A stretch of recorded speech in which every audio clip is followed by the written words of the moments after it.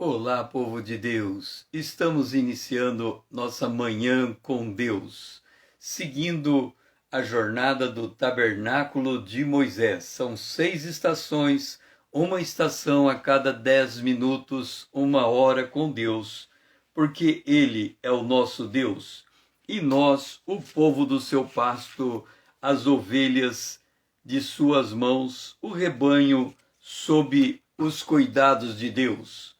Bom dia, Lídia. Seja bem-vinda a esta manhã com Deus. Hoje a Arca da Aliança está estacionada no Salmo de 132, o versículo 5. Até que eu encontre lugar para o Senhor, morada para o poderoso de Jacó. Esta manhã com Deus, bom dia, Lídia. Esta manhã com Deus, eu costumo dizer o seguinte: quando lemos o Antigo Testamento, Deus está falando com Israel.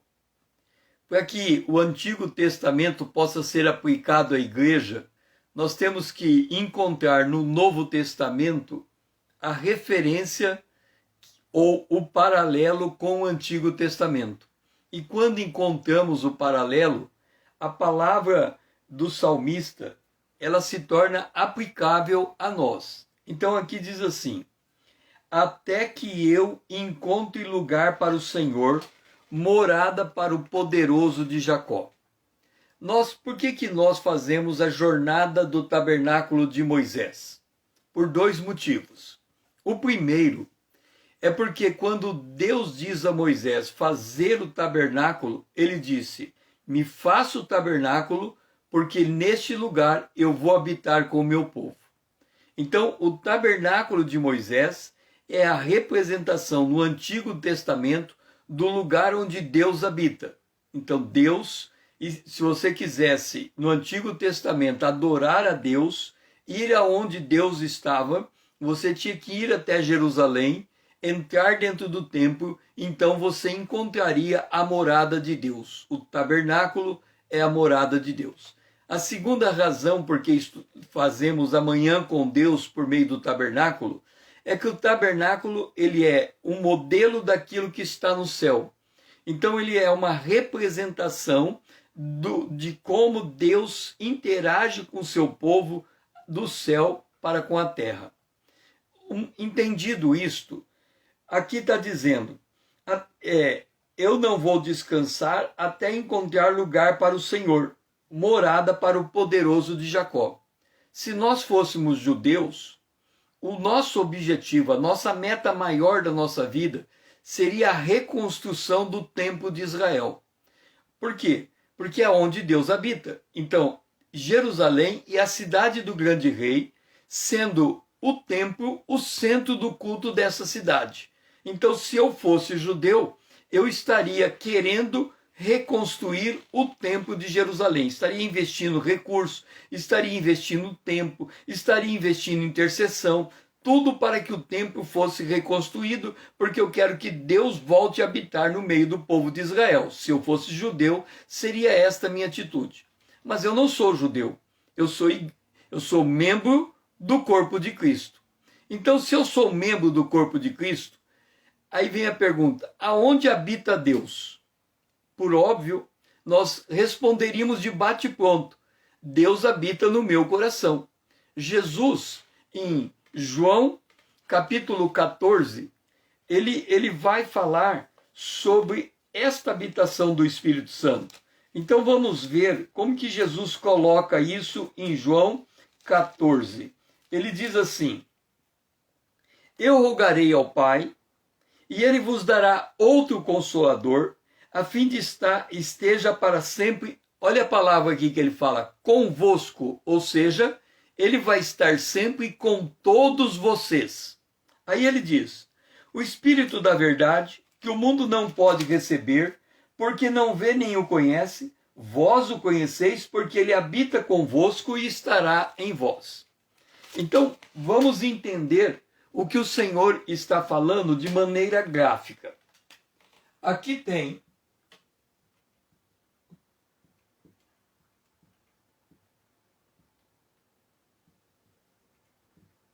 Aqui tem o membro da igreja de Cristo, o membro do corpo de Cristo.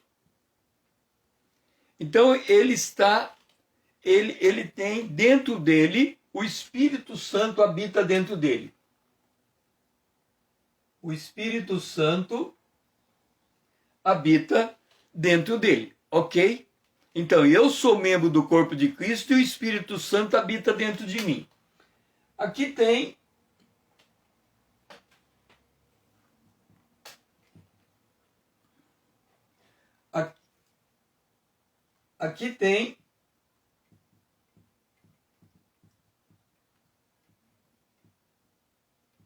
uma outra pessoa.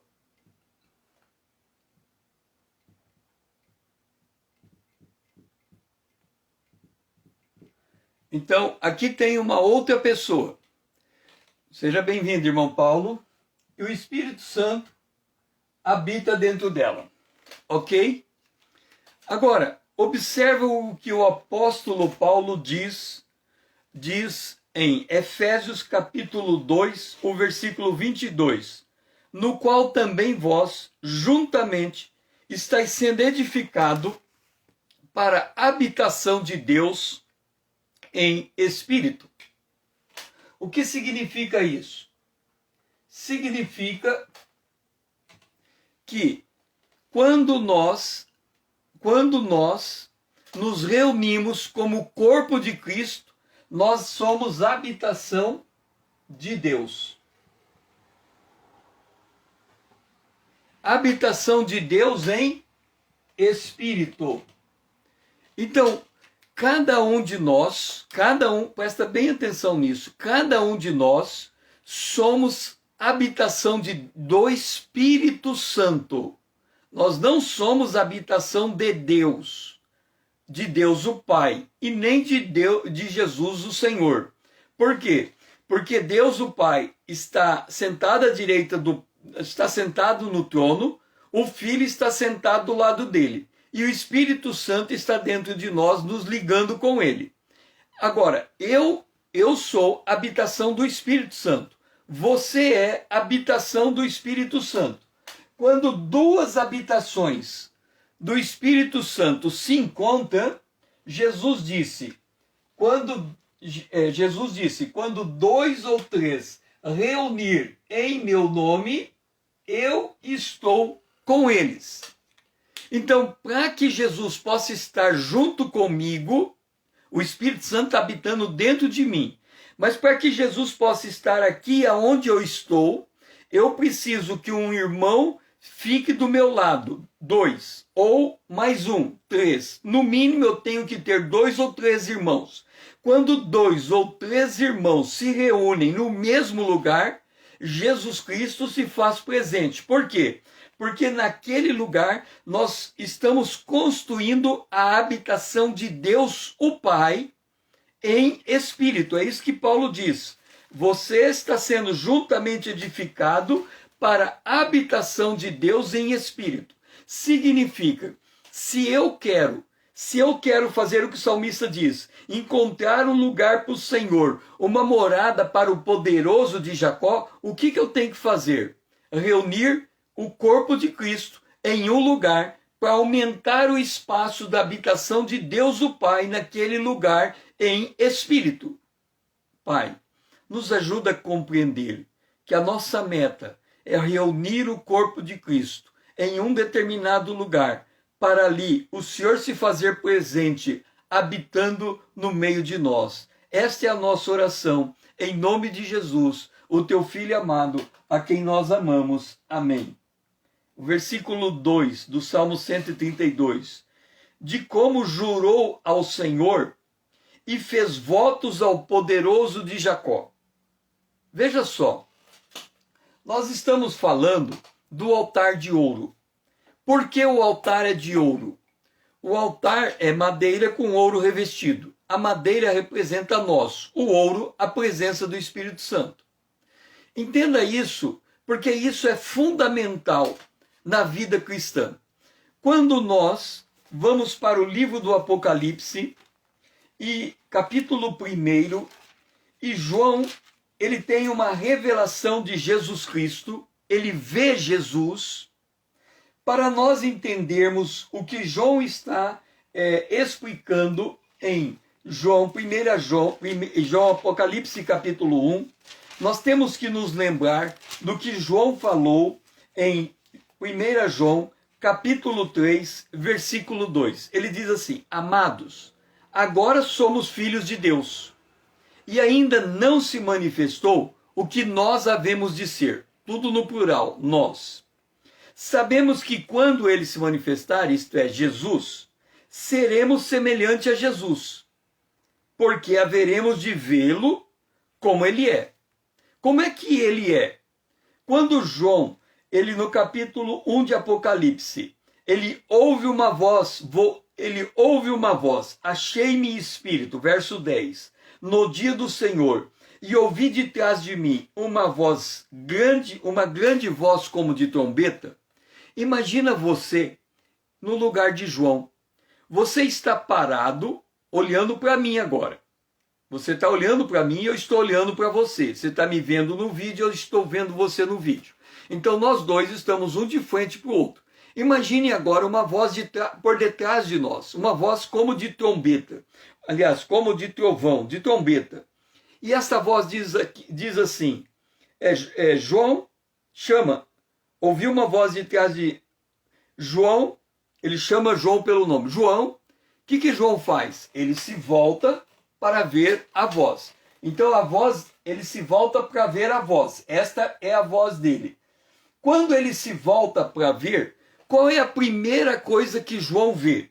Ele diz assim, no meio dos candeeiro. O que é candeeiro? Lá no final do Apocalipse 1, 20 diz, quanto ao mistério das 7 estrelas que viste e dos 7 candeeiros de ouro, os candeeiros são as 7 igrejas. Então ele olha para cá e ele vê 7 igrejas. Quando ele olha para as 7 igrejas, ele vê no meio da igreja um semelhante ao Filho do Homem. E quando ele vê um semelhante ao Filho do Homem, é quando ele enxerga Jesus como o rosto brilhante como o sol, os pés de bronze como bronze polido e a voz como voz de muitas águas. O que nós estamos entendendo a partir da visão que estamos tendo de Jesus? Presta bem atenção nisso, mas muita atenção. É impossível ver Jesus, o Filho do Homem, sem antes ver a igreja, o corpo de Cristo. De novo, é impossível ver o Filho do Homem, Jesus, sem antes ver a igreja, o corpo de Cristo. Entenda o lugar de privilégio que nos pertence. A gente cultiva a nossa fé de modo muito solitário. O que é cultivar a fé de modo muito solitário? Por exemplo, você está aqui na Manhã com Deus, ok? Então você está cultivando a sua fé nesta Manhã com Deus. Agora, quando você sai daqui, qual é a tua preocupação? O que é que queima o teu coração? O que você deseja fazer? Davi escolheu o que ele queria fazer. Ele queria encontrar um lugar para o Senhor, morada para o poderoso de Jacó. Em outras palavras, ele queria construir o templo e congregar naquele templo. O qual deveria então ser a nossa índole? Congregar com os santos, buscar a presença dos irmãos.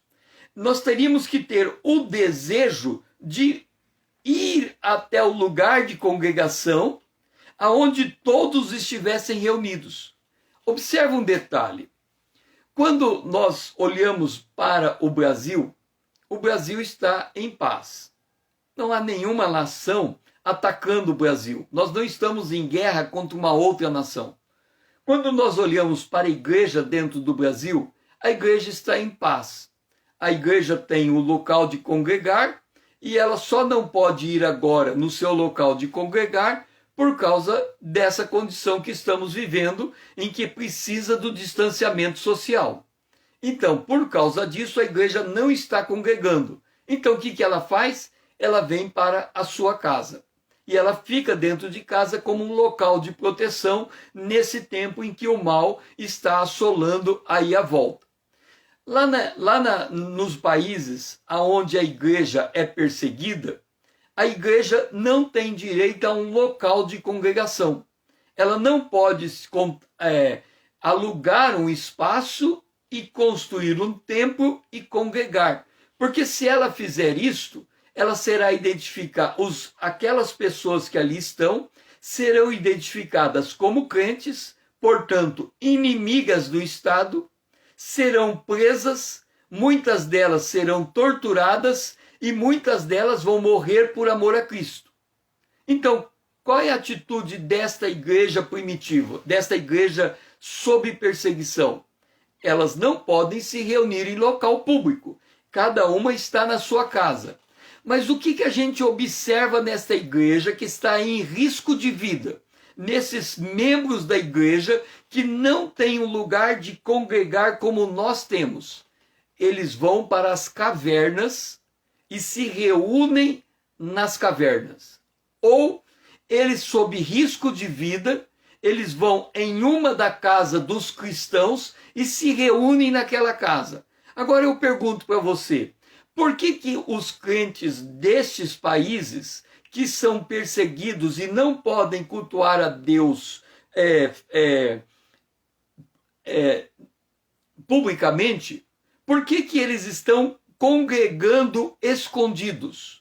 Por que um sai da sua casa e vai na casa do outro e escondidos do Estado eles mantêm comunhão física, presencial um com os outros? Eles poderiam fazer via telefone, sei lá, de qualquer outra forma de comunicação, mas eles colocam a vida deles em risco para estarem junto um com outros. É porque eles têm o mesmo desejo de Davi. Até que eu encontre lugar para o Senhor. Eles sabem que aonde 2 ou 3 estão reunidos, Jesus está no meio deles. Então eles buscam esta reunião presencial, esta reunião física. Em outras palavras, se nós olharmos para nós, que estamos afastados um dos outros, apenas por causa do que está acontecendo e do distanciamento social, nós vamos perceber que nós não temos o mesmo desejo da igreja primitiva, porque eles, mesmo em risco de vida, continuam em pequenos grupos, congregando um com os outros. Por que eles congregam? Paulo explica, porque também vós, juntamente sendo edificados, para a habitação de Deus no Espírito. Porque Deus procura 2 ou 3 reunidos em nome dele, para ele se fazer presente. E esta congregação se tornar um lugar onde é estaqueado o espaço espiritual para o próprio Deus se fazer presente. Por quê?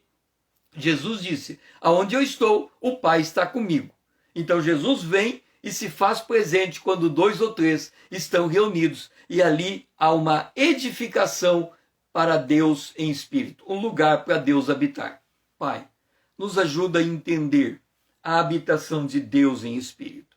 Nos ajuda a entender que cada um de nós somos pedras vivas nesse edifício espiritual que precisa congregar para Deus o Pai se fazer presente e manifestar a sua glória. Esta é a nossa oração, em nome de Jesus, o teu Filho amado a quem nós amamos. Amém. Vamos agora para o nosso café da manhã, que está no verso 6. Ouvimos dizer que a arca se achava em Efrata, e a encontramos no campo de Jaar. Observa um detalhe.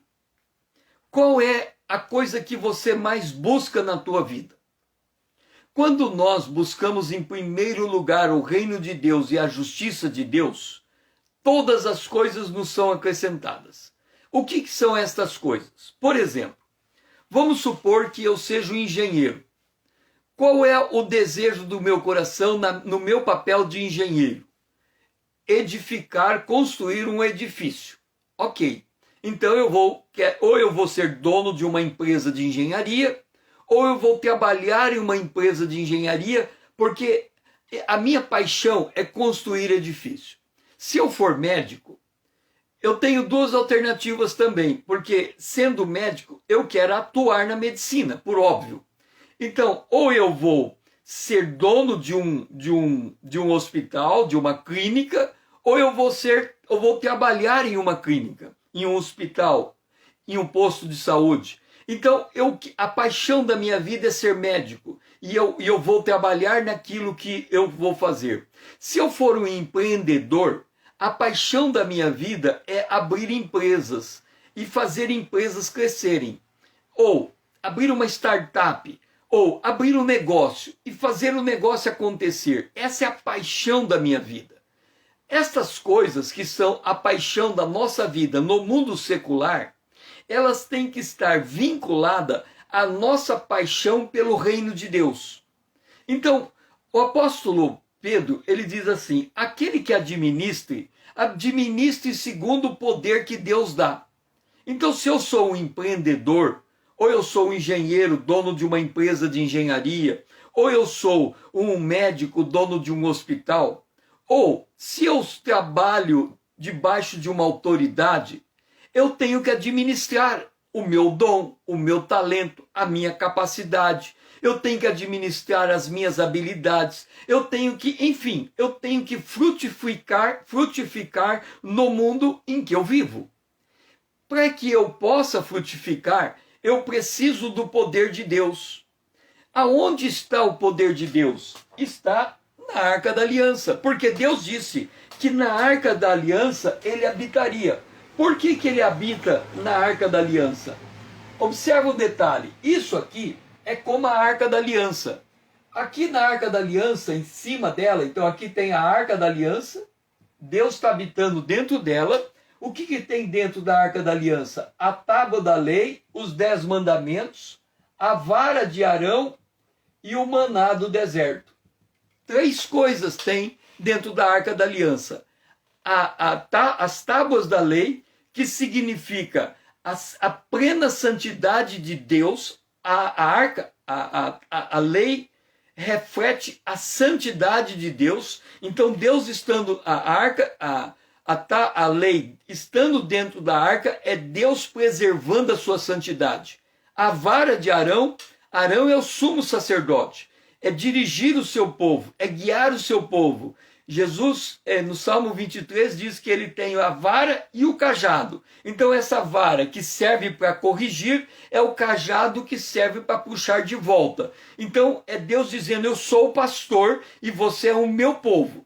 E o maná, que é o alimento para o homem espiritual. Tudo isso está dentro da arca. O que tem em cima da arca? 2 querubins. O que são os querubins? Os guardiões da arca. Os querubins, quando nós olhamos para a igreja como candelabro de ouro, 7 candelabros e Jesus no meio, do lado direito de Jesus tem 7 anjos, que são os anjos de cada igreja. Significa que a igreja, para que Deus tenha o seu poder manifesto, a igreja tem que estar reunida. Um membro individualmente não pode ativar o poder de Deus na sua plenitude, porque ele é apenas um membro. É preciso de no mínimo 2 anjos em cima da arca da aliança para que o poder de Deus se manifeste naquela arca, porque ele precisa de uma estrutura espiritual para se fazer presente. Agora, o salmista diz, ouvimos dizer que a arca se achava em Efrata, e a encontramos no campo de Jaar. Vamos agora voltar ao papel que nós exercemos. Eu quero ser engenheiro e edificar um edifício. Eu quero ser médico e cuidar do doente. Eu quero ser empreendedor e tocar um negócio. Qual é o meu objetivo aqui neste mundo? construir um edifício, curar um doente, edificar um negócio. Mas qual é o meu primeiro objetivo? Procurar Deus, procurar o poder de Deus, procurar a presença de Deus, procurar Deus, procurar a santidade de Deus, procurar a direção de Deus, procurar o alimento de Deus. Então, se eu busco o reino de Deus em primeiro lugar, todas as coisas que eu quero no plano humano, elas estão debaixo da vontade de Deus no plano divino. Isso significa que eu vou buscar de Deus direção para todas as minhas atividades humanas. E aí, o alvo da minha vida, e quando nós fazemos o nosso Ikigai, que é a razão de viver, a minha razão de viver se torna Cristo. Por quê? Porque tudo aquilo que eu faço, então eu vou colocar aqui, a razão de viver, a razão de viver é Cristo. Que quando eu coloco Cristo como minha razão de viver, eu tenho que factualmente demonstrar que isso é verdade na minha vida. Em que aspecto? Primeiro, se a santidade de Deus está dentro da arca, sem santidade, ninguém verá o Senhor. Então, o desejo da minha vida é me tornar santo, como Deus é santo. Por outro lado, se dentro da arca está a vara de Arão, o meu desejo é estar no sacerdócio de Jesus Cristo, segundo a ordem de Melquisedeque. Ele intercede por mim. Então, eu também quero interceder. Eu vou transformar a minha vida, o meu templo, em casa de oração para todos os povos. Eu vou ser um referencial de intercessão para todos os povos. E se eu quero andar com Deus, lâmpada para os meus pés é a tua palavra. O maná está dentro da arca. Então, tudo que eu desejo na vida é mediado pelo poder de Deus, pela presença de Deus e pela palavra de Deus. Então, eu vou olhar para o meu negócio baseado na palavra de Deus. Então, nós passaríamos a fazer como fez Pedro. Pedro disse: Senhor, eu não pesquei nada a noite inteira, mas sob a tua palavra eu lançarei a rede. Isto é alguém que está de fato procurando a arca da aliança, a presença de Deus, o poder de Deus, a santidade de Deus. Então nós temos que definir qual é a nossa primeira de todas as prioridades. E esta manhã com Deus, o fato de estarmos aqui, o fato de estarmos lendo as Escrituras, coloca isso no nosso coração, firma isso em nós, estaqueia isso como prioridade da nossa vida. A Arca da Aliança é a representação do poder de Deus. 2 ou 3 cristãos reunidos. Aqui nós temos isso, 2 reunidos, mas eu 3. 2 ou 3 reunidos, Jesus se faz presente neste lugar, porque estamos reunidos em um mesmo Espírito, buscando a presença, o poder e a santidade de Deus. Pai, nos ajuda a entender que quando nos reunimos, o Senhor se faz presente entre nós. E aqui, Senhor, ainda que de forma virtual, estamos reunidos em Teu nome. Então Jesus se faz presente. Estamos edificando um templo espiritual. Então o Senhor pode crescer em nosso meio. Nos ajuda, Senhor, a buscar a Tua santidade, a buscar a Tua presença e a buscar a Tua palavra. Esta é a nossa oração. Em nome de Jesus, o Teu Filho amado, a quem nós amamos. Amém. E agora nós vamos lançar luz para o que estamos dizendo. Está no verso 3 do Salmo 132. Não entrarei na tenda em que moro, nem subirei no leito em que repouso. Aí vem o verso 5. Até que eu encontre lugar para o Senhor. Lembra que o médico quer atender o doente, o engenheiro quer construir o edifício, o empreendedor quer tocar a sua empresa. Mas aqui o salmista diz: eu não vou entrar na tenda em que moro, quer dizer, eu não vou fazer o que eu sou chamado a fazer enquanto eu não encontrar um lugar para o Senhor. De novo, qual que é meu foco? O foco do homem natural. Todo homem natural, ele precisa comer, beber e vestir. Comer diz respeito à sua saúde. Ele precisa de qualidade de vida. Beber diz respeito à sua vida social. Ele precisa se relacionar com as pessoas. E vestir diz respeito à sua vida profissional. Ele precisa construir um legado, um patrimônio. Isso é próprio da vida do homem natural. Todo homem natural, mesmo ele sendo crente ou não, ele passa por isso.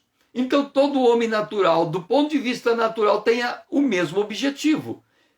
Quem não quer trabalhar, não coma. Então eu quero realização pessoal. Eu quero olhar para a minha vida, para a minha profissão, para as minhas habilidades, para a minha capacidade, para aquilo que Deus me ensinou a fazer, e eu quero ser bem-sucedido naquilo que eu estou fazendo. Eu fui secretário de planejamento em 3 cidades. Em Dourados, Mato Grosso do Sul, em Campo Novo do Parecis, em Mato Grosso, e em Cáceres, em Mato Grosso. Quando eu estava trabalhando como servidor público no papel de secretário municipal, qual era o meu alvo para com a prefeitura? O meu desejo era, e eu realizei esse desejo, que ela cumprisse a sua missão em todas as áreas, em todas as secretarias, da maneira mais rápida, eficaz e eficiente possível. O que significava isso? Eu tinha que cumprir a lei. E cumprindo a lei, eu tinha que, por exemplo, fazer uma licitação. Uma licitação como um pregão, eu tinha que realizar um pregão em 8 dias úteis. 8 dias úteis. Ora, em 8 dias úteis, quanto tempo leva para eu fazer uma compra pública? Se há 8 dias úteis, eu tenho que levar em conta 1 dia para preparar a licitação, 9 dias úteis, e 1 dia para fechar o contrato com o fornecedor, 10 dias úteis. Ou seja, é impossível eu comprar com menos de 10 dias úteis. Ok, mas eu posso, essa mesma compra, comprar com 50 dias úteis. Eu estou gastando 40 dias desnecessariamente, por falta de planejamento. Então, meu alvo da eficiência era, eu tenho que conseguir comprar qualquer coisa que eu precise e comprar em 10 dias, não em 50 dias, porque 10 é o mínimo de tempo possível para executar uma compra pública. Então, do ponto de vista de servidor público, este era o meu alvo. Eu tinha que tornar a prefeitura tão eficiente para comprar em 8 dias úteis, 10 dias úteis. Como é que eu compro com 10 dias úteis? Eu tenho que planejar. Então, no ano de 2007, na prefeitura de Campo Novo do Parecis, quando eu entrei o mês de janeiro, eu já tinha todas as compras previstas para todo o ano de 2007. Como que eu cheguei nisso?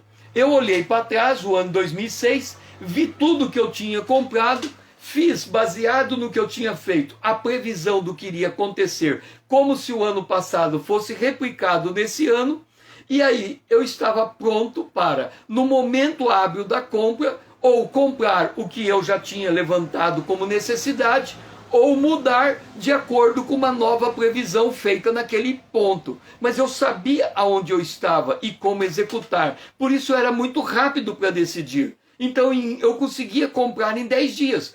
Um dia executava a documentação de compra, no dia seguinte estava aberto o período de compra, 8 dias estava fechado, 9 dias homologado. Tudo era muito rápido. Por quê? Porque tudo era previamente organizado. Ora, este era o meu objetivo. Mas aqui diz, eu não vou fazer isto, eu não vou ser esse eficiente servidor público enquanto eu não encontrar o lugar de Deus nisso que eu estou fazendo. Então, por que eu fazia desta forma? Porque eu aprendi, por exemplo, lá em 1 Coríntios, Paulo falando no capítulo 14 que Deus é Deus de ordem e de decência. Então, eu tenho que trabalhar baseado no conceito de ordem e de decência. A Bíblia diz lá em Provérbios que o planejar é do homem, firmar o passo é de Deus. Então, eu tenho que planejar. Tem que ser inerente à minha atividade pública, à atividade de planejar. A Bíblia diz que eu tenho que ser justo para com todos e eu tenho que ser justo perante a lei. Então eu tenho que cumprir todos os requisitos da lei, mas eu não posso atropelar nenhum servidor público naquilo que eu estou empreendendo. A única maneira de eu não atropelar um servidor público é que eu esteja previamente acordado com ele no entendimento do processo. Então, quando eu ia comprar alguma coisa, antes de chegar naquele momento de fazer o documento de compra, eu já tinha conversado com os compradores do serviço público, o departamento de compras, em que condição determinada coisa pode ser comprada. Eu já tinha recebido orientação do Tribunal de Contas de como é um procedimento correto de compra. Então, juntando todos os dados, todas as informações, eu colocava em curso. Mas tudo que eu estava fazendo, eu estava retirando da Bíblia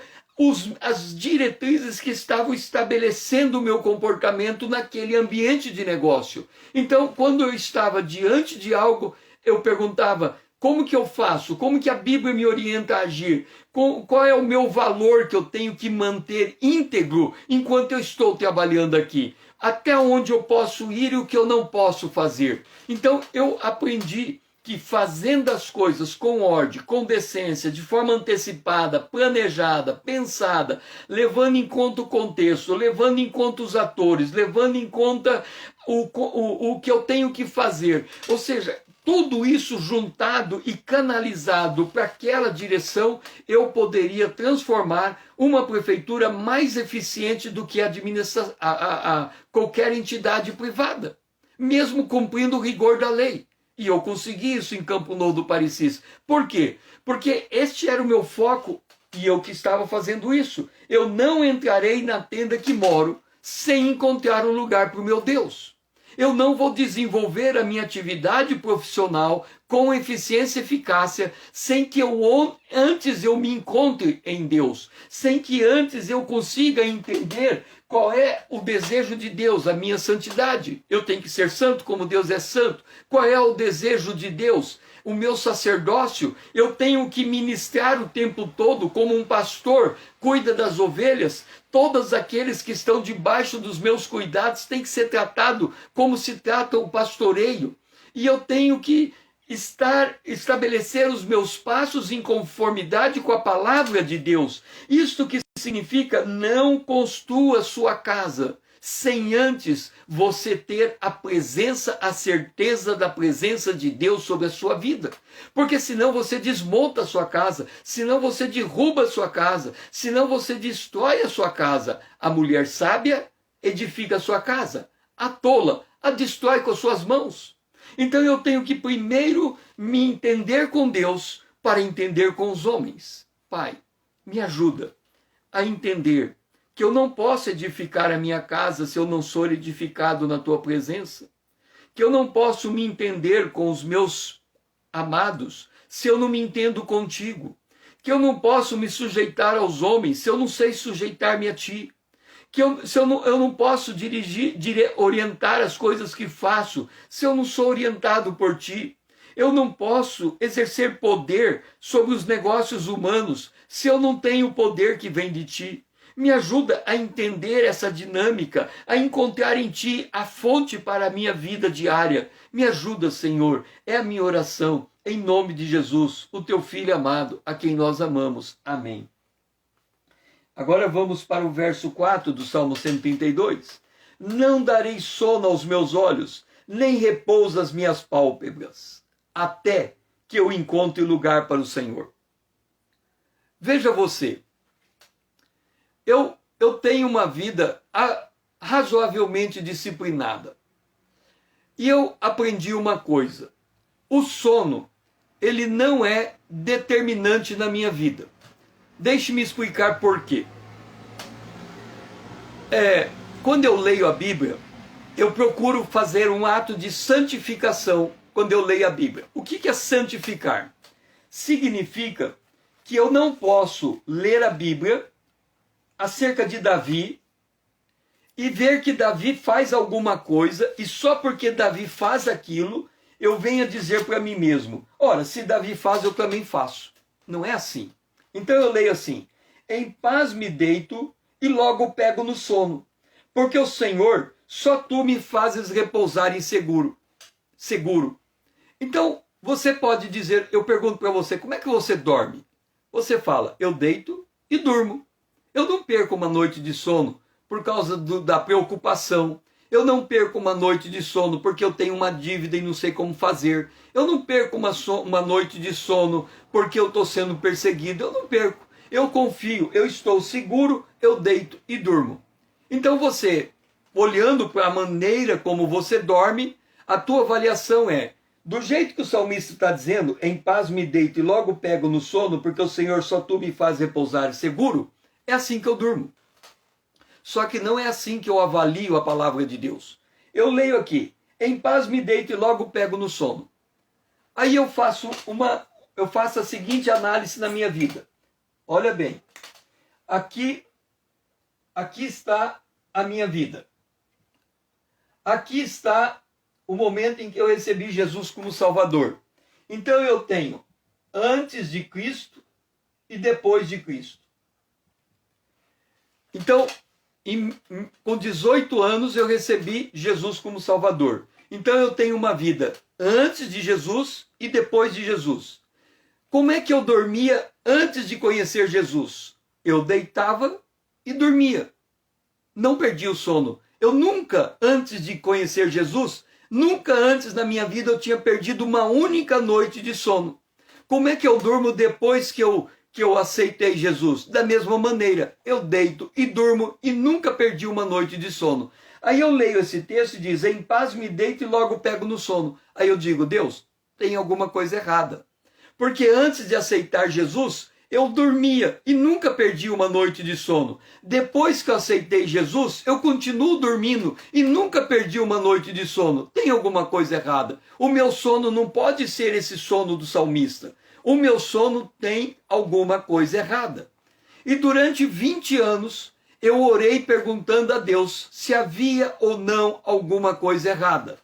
Então, note uma coisa. Em 1997, eu me converti em 79. Em 1997, muitos anos depois da minha conversão, Deus me mostrou num texto que eu fazia da minha cama o meu ídolo. O texto está em Isaías e diz: você ama a tua cama onde quer que você a vê. E aí eu me parei e perguntei: Deus, por que eu amo a minha cama aonde quer que eu a vejo? E aí eu me lembrei de algo que aconteceu antes da minha conversão. A minha mãe ensinava o seguinte: se você quer ter boa saúde, durma bem. Então eu nunca perdi uma noite de sono porque eu queria ter boa saúde. Então a cama se tornou um ídolo, porque a cama se tornou a minha fonte de saúde. Quando eu entendi isso, eu fiz duas coisas no dia que eu entendi isso. Foi numa quarta-feira. A primeira coisa, eu pedi perdão a Deus por fazer a cama a fonte da minha saúde. A saúde vem de Deus, não vem da cama. Dormir faz bem à saúde, mas eu não posso transformar a minha cama num ídolo, como se minha saúde dependesse das horas de sono que eu tenho. Segunda coisa que eu fiz, eu não dormi de quarta para quinta, eu não dormi de quinta para sexta, eu não dormi de sexta para sábado, eu fui dormir no sábado às 7 horas da noite, porque eu disse: eu quero ver se a cama é meu ídolo e se ela me força a dormir. Então eu fiquei acordado essas 3 noites, andando. Para não pegar no sono, eu fiquei andando direto, nem sentava na cadeira para não pegar no sono. Andava. Fiquei 3 anos andando como um zumbi à noite, mas eu não dormi. Qual foi o resultado disto que eu fiz comigo mesmo?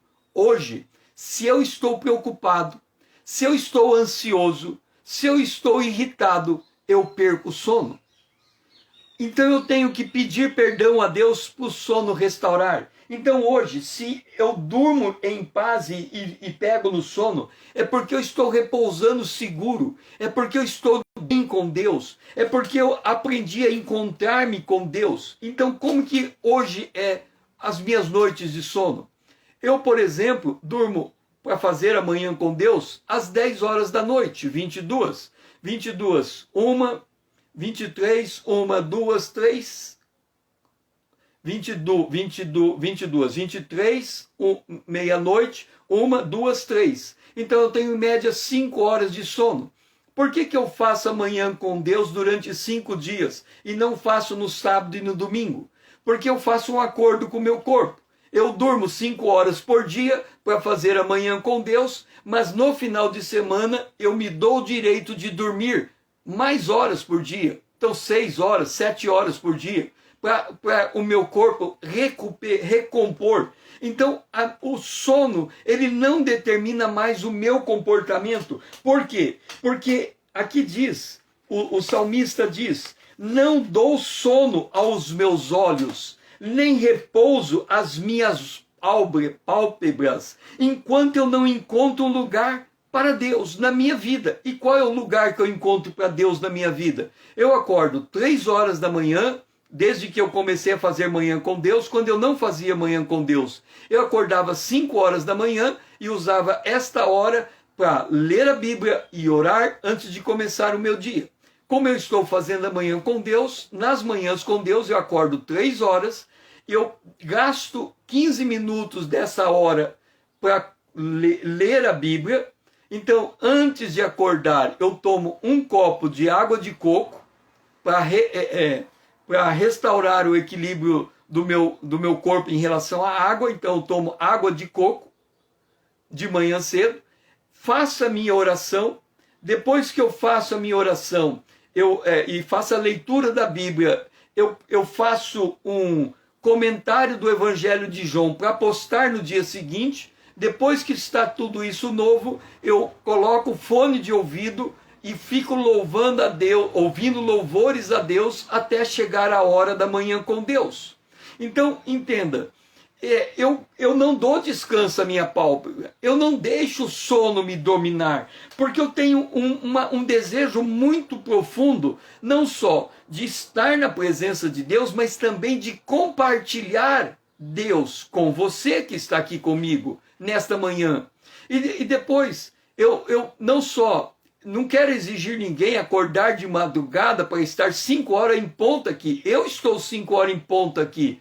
Mas se você não está 5 horas em ponto junto comigo, eu deixo gravado esta live no Instagram, para que a hora que você acordar, você possa pegar esse vídeo e participar dessa hora com Deus. Eu ponho esta live também no YouTube, na minha conta do YouTube, com César Azevedo, para que você possa, pelo YouTube também, participar dessa live. Eu não quero impor disciplina a uma pessoa, mas eu dou gratuitamente do meu tempo para ela, para que ela seja edificada com aquilo que eu também sou edificado. Isso é não dar sono aos meus olhos, nem repouso às minhas pálpebras, até que eu encontre lugar para o Senhor, morada para o poderoso de Jacó. E esta, Senhor, seja a nossa oração. Que a gente tenha esse propósito, esse desejo de buscar a Ti tão intensamente, que a gente gaste tempo nesse propósito, no propósito de aprender de Ti, de estar na Tua presença, de congregar com o Teu povo, de edificar vidas, de testemunhar da Tua graça, Senhor. Que eu entenda que isso é essencial para que o Senhor possa encontrar um lugar entre nós. para que nós possamos, como pedras vivas, edifícios espirituais, ser construído uma congregação forte, uma comunidade forte na tua presença. Esta é minha oração, em nome de Jesus, o teu Filho amado. Amém. E agora nós vamos para o verso 1 do Salmo 132. Lembra-te, Senhor, a favor de Davi, de todas as suas provações. Deixe-me dizer uma coisa. Tem muita gente, muitos líderes cristãos, que ensinam que a tribulação que você passa é uma distração, no sentido em que você não pode olhar para a tribulação, mas tem que olhar para o Senhor, como desassociar uma coisa da outra. Como se a vida tua, que você passa por tribulação, não estivesse conectado com a tua devoção a Deus. Entenda uma coisa. A provação, primeiro, eu tenho colocado isso nas lives que eu